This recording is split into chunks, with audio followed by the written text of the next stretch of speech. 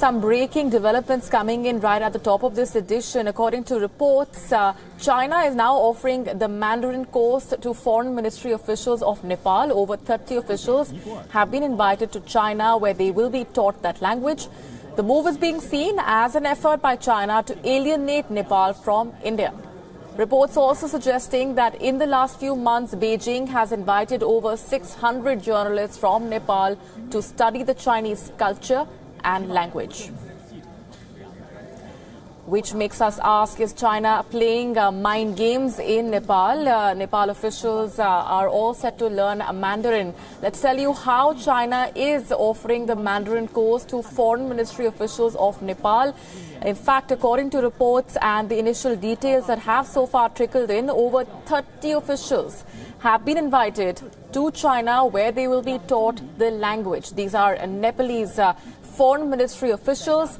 The move, of course, is being seen as an effort by China when it comes to increasing its dominance in Nepal and trying to alienate Nepal from India. Let's go straight across to our correspondent, Ramesh Ramachandran, who's been getting us the very latest on this. Ramesh, according to the details that have emerged so far, as many as 30 Nepalese foreign ministry officials are all set to make their way to China to learn Mandarin. Why is this so significant? Well, Nepalese society and people have been steadily taking to Mandarin and taking to Chinese life and politics in recent weeks and months and in years especially now that KP Sharma Oli is the Prime Minister of Nepal. There is a conspicuous uptick in Nepal's engagement with China, and that might persist for the foreseeable future given the fact that the left alliance is in power in Nepal today. But that said, we've seen China making steady inroads into Nepal in the last several years now. There are a number of Confucius institutes dotting the India-Nepal border, and these are seen by India as potential security risks in that they not only keep a watch on Indian territory, but also prevent the movement of Tibetans from Tibet via Nepal into India. So it is a double-edged sword for both Nepal and India is watching this very cautiously as we speak.